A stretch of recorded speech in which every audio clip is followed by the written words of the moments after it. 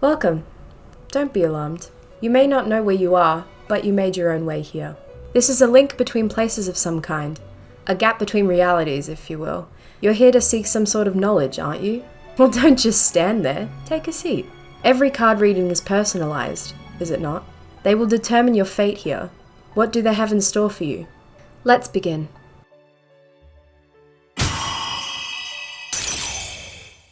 The High Priestess, upright. You seek sacred knowledge. Her ability to travel between realms will show you the specific influences at play surrounding the topic you pursue. But what do you wish to know? The Devil, reversed. Interesting. It's time to release yourself from any fears, anxieties, or questions you have regarding... I know what theory you're seeking. It's time to unchain yourself from what you think you know, to question your beliefs. It's time that you learned of.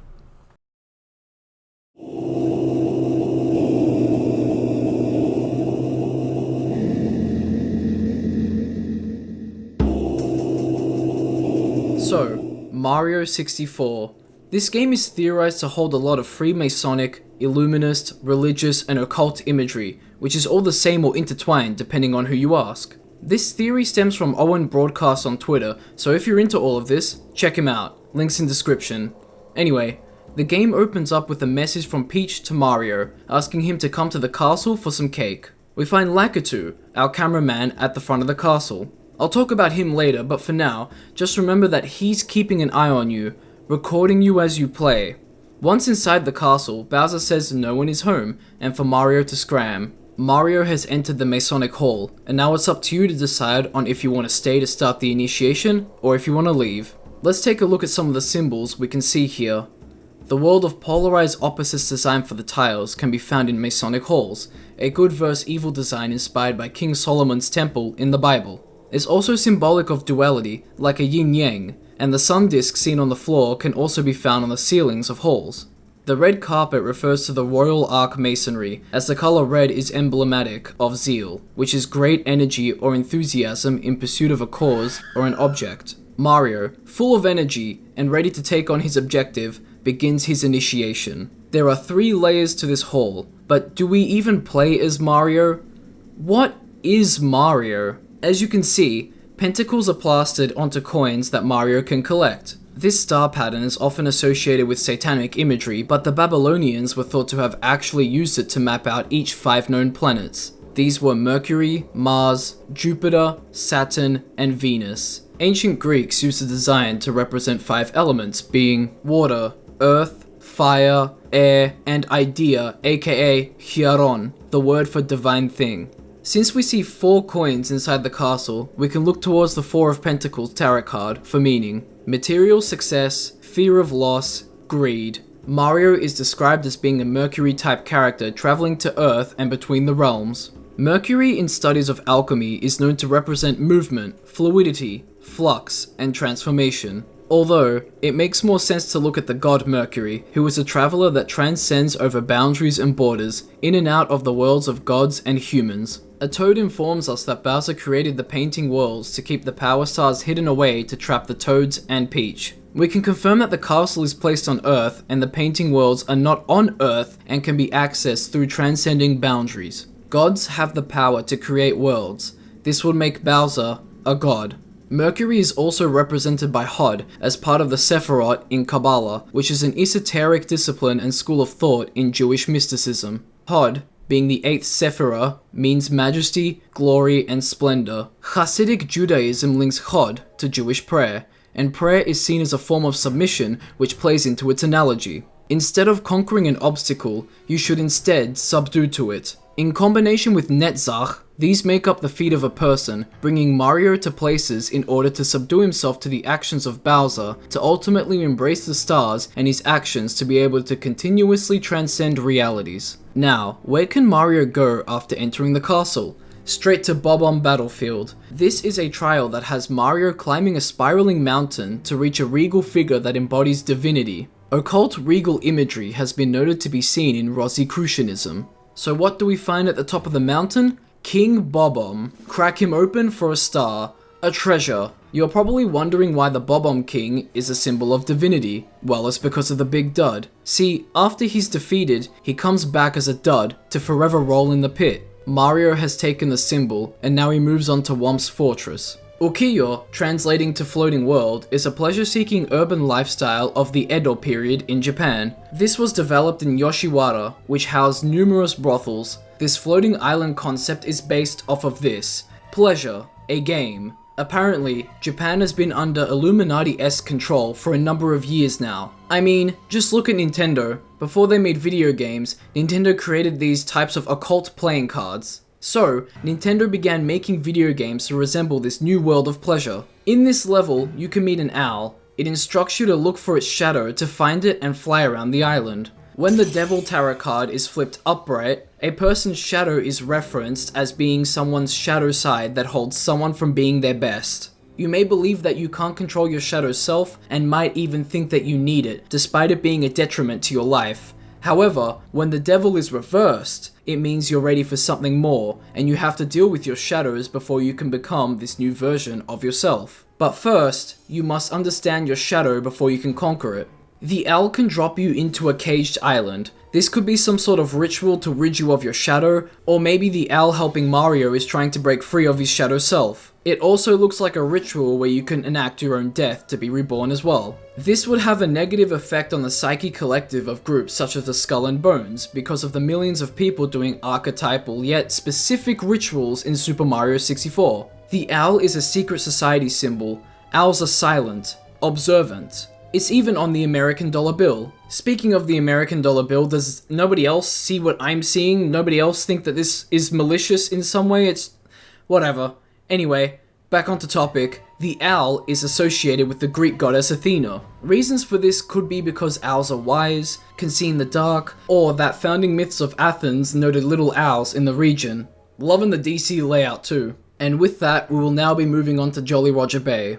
Being put into a coffin and enacting your own death is something that can occur in a Freemasonic ritual. I mean, we discussed the cage, but this one's a little different. So Mario descends into the sunken pirate ship and then ascends back to the surface. Well, let's talk about pirate symbolism. The Knights Templar are a Catholic military order founded in 1119. They were very active until 1312 and are still believed to exist today because the cross appears in Masonic symbolism. They have been noted to have gone underground and all incognito with their navy and re-emerged as a fake band of pirate ships. Think of a pirate ship's flag. What's the first thing that comes to mind? It was a skull and two bones, wasn't it? This symbol is the skull and two thigh bones of Jacques de Molay, who was the last Grandmaster of the Templars, known as one of the best Templars. He was executed, and after his execution, the skull and thigh bones weren't found by Templars when they found his body, so they were thought to have been put on the flag as a reminder. So whenever you see the flag in Hollywood or the media in general, this is why. Speaking of media, video games, they'll often include a pirate level for this specific reason, as an allusion to it. Notice how these pirate levels never start you in the water? It's also a mock baptism into their cult. Stepping into digital water and then stepping out. Mario definitely doesn't start in the water in this level. That's all we needed to discuss here, so let's move on to Cool Mountain, aka Antarctica. The elites of the world use the popular idea of Antarctica to mock us and to keep us in the dark of what Antarctica really is. In summary, the Antarctic Treaty states that Antarctica should be used for peaceful protests, the freedom for scientific investigation in Antarctica, and for scientific observations. It sounds pretty normal, right? According to Jorge Beguno, a famous diplomat and ambassador for Antarctica, Antarctic activity used to be considered esoteric, but it's again become fashionable. It sounds like too many people were interested in Antarctica, so a treaty was designed to restrict access. This place has been theorized to hold aliens, ancient beings, Nazi technology, occult groups, secret caverns, weapons, dangers to humanity, and interesting landmasses. It's thought that we're being mocked. They won't let us know what they have. We'll move on to a specific star we can collect by giving a snowman's body a head. We can call to Osiris, the Egyptian lord of the underworld and judge of the dead, who is also the brother and husband of the goddess Isis. After Set killed Osiris and cut up his body parts, Isis went to search for the body parts to put him back together. The snowman losing his head is an allusion to this theme in rituals, and obelisks are the missing phallus of Osiris, but more on that later. So far, you've been invited to and entered the Grand Hall, climbed a mountain, and killed a king. You've been dropped into a cage by an owl, you were submerged in water, and you found a severed head to rebuild a snowman's body. So now, you will be descending into the basement. But before that, let's take a quick break. How you doing? Are you following along? If not, that's okay. I'll allow you to do some temporal manipulation to look back to our past for understanding. And with that being said, let's continue.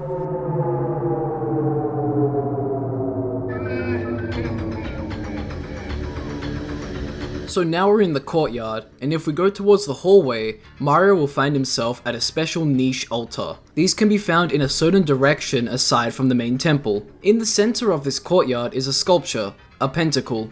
This might be something else. This fountain could be an 8-sided baptismal one with a sculpture being shaped like a pyramid without a capstone. This is a Masonic symbol. Do you remember Osiris's missing phallus that I talked about? Well, this missing capstone is symbolic of that. Isis couldn't find his phallus, so she crafted one of gold to rebuild him. The missing piece is the lost word of Freemasonry, something that was lost with the death of the Master Mason, Hiram Abiff. So when Isis eventually finds this missing phallus, she can conceive her son, Horus. Now let's get back to the sculpture, specifically the plaque on the sculpture. Most people think it says L is real 2401. Someone has sent a letter to Nintendo about this, and they sent one back to him stating that it was just a meaningless joke they included for no reason. And then coincidentally, lots of Super Mario 64 and other Nintendo beta assets were released 24 years and 1 month after Mario 64 was released. Coincidence? Maybe, but the Nintendo letter? Not so much.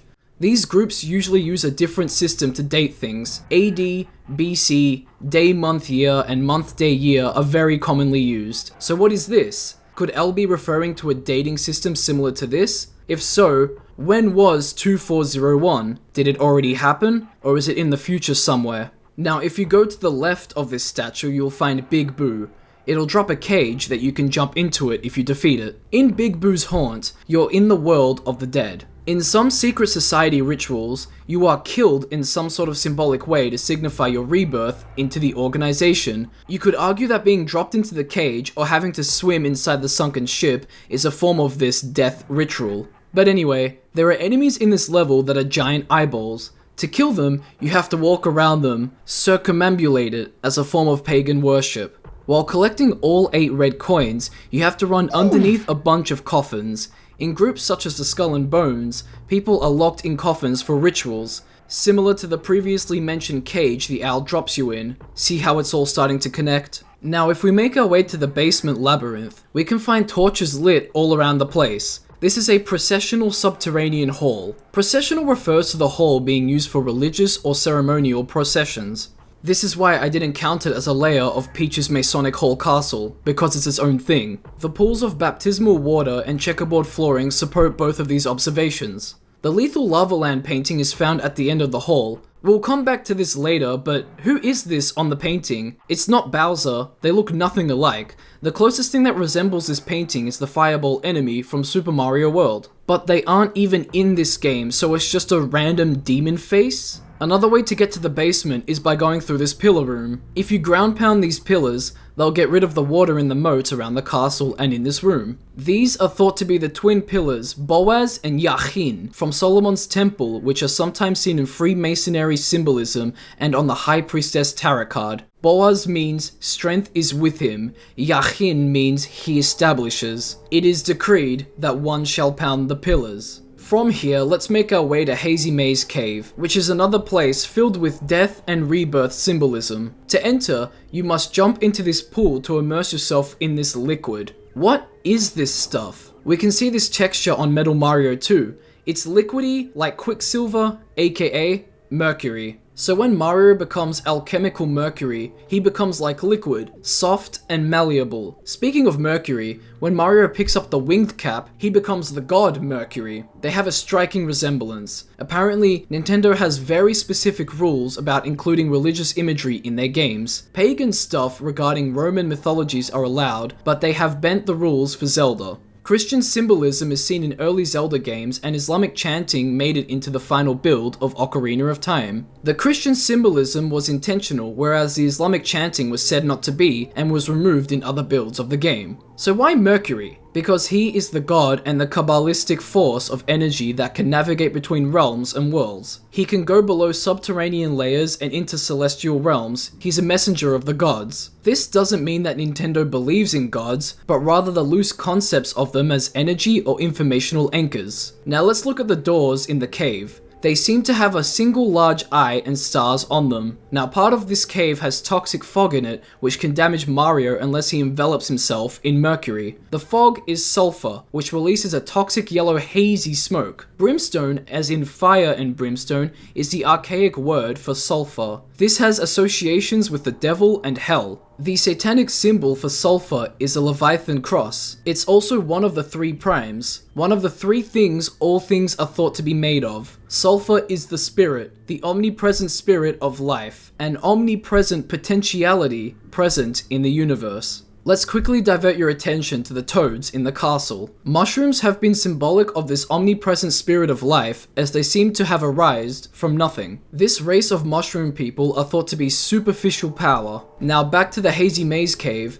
Dory can be found circling a small island, and you have to ride him to get onto that island. This references circling as a form of ritual. Now off to Lethal Lava Land, which represents hell. The eyeballs are back, and now there are horned enemies too. Horned devils, if you will. There's a volcano that you have to throw yourself into, which is a ritual symbolic death in the underworld. A cut up image of Bowser can be seen being rearranged. Mario has to traverse to continue through the level to collect red coins on this. This can be noted as classic MK Ultra style imagery. Split face plus fractured face and body imagery indicates a breakdown of the psyche. This is what's thought to be happening at this stage of the ritual. They're breaking you down. Now off to the last of the subterranean death levels, Shifting Sandland. The desert in Western occult symbolism is the abyss that the adept must cross. Regarding the Kabbalah, the path that connects the Tiferet and Keter is Gimel, a camel crossing the abyss. Tiferet is associated with spirituality, balance,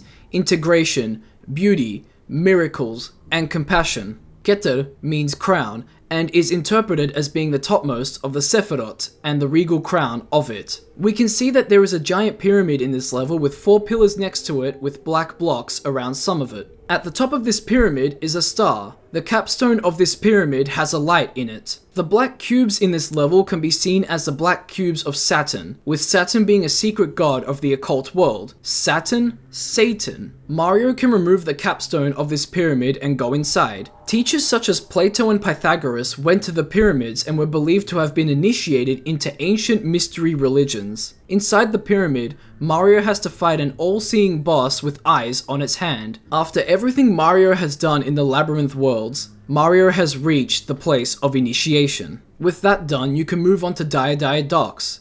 Just watch out for the apparition. In this level, you need to collect a star at Bowser's sub to enter the Bowser in the Fire Sea level. You start off in the air and you fall into the water. You have to submerge yourself and then come back up where the sub is. That's the whole point of the level, to cleanse yourself. You've done the death-based rituals and now you wash yourself clean of it all. A baptism to cement this. After all, the wall to enter this level is a wall of water. Once you've beaten Bowser and taken the key, you can make your way to the second level of the castle. This area is very well lit. The game has a classic pagan, shamanic, platonic, threefold world structure of the celestial realm above, earth, then the underworld below. The celestial realm above is the 3rd floor, the ground and 2nd floors are earth, and the basement is the underworld. So let's move to the mirror. We can see ourselves in the mirror and we can see Lakitu. Remember I said to keep in mind that he's watching and recording you? He also has some commentary when you do certain things like enter new realms. Dramatic rituals don't need observers, but it's believed that having them can enhance the rituals. Lakitu is seen as a gateway for observers. This is the power they seek to harness by letting millions take part in this.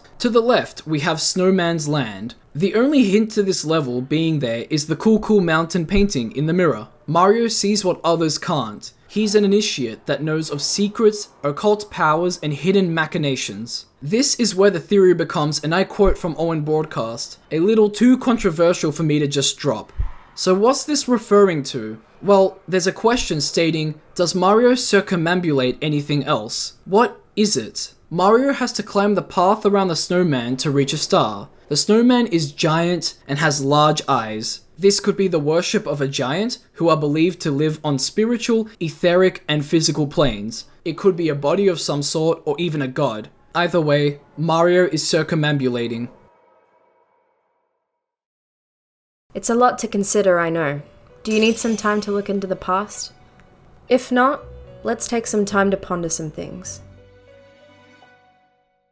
Does Mario get powers in these levels? What are they? Are there other powers in the game? Where else do you see these occult powers? In the real world, that is. Think about what gives Mario his abilities and what abilities other characters and enemies have that you may have seen in real life. In Tall Mountain, there is a monkey at the top of the mountain. What does the monkey represent in modern social consciousness? What do most people see when they think of the monkey? How does this relate to what has been speculated here? Can they see, hear, or talk? Wet Dry World holds a city that you can flood and unflood. This city has big buildings in it, a small courtyard area, and a church-style building. What can you get from that? There's also no inhabitants to be found other than robots and strange creatures. Rainbow Ride has you riding a carpet on a rainbow. You can ride it through a building that has a Masonic floor, a table with pentacle coins, and a furnace for what looks like no reason. What is this room? Lastly, we have Yoshi, who has been referred to as serpent or dragon-like by people, rightfully so, but he has been confirmed to be a dinosaur. Similar to monkeys, what do dinosaurs represent in the popular consciousness, and how does it fit with all these themes? Specifically, on how it relates to the floating island idea and other things. This is as far as the theory goes, for now.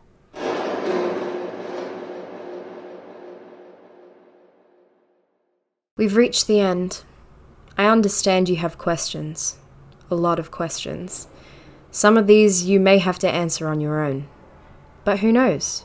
You might end up back here seeking more knowledge. What did you think of the theory? Does it hold its weight?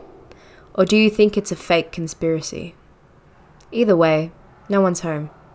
Now scram! Will you scram?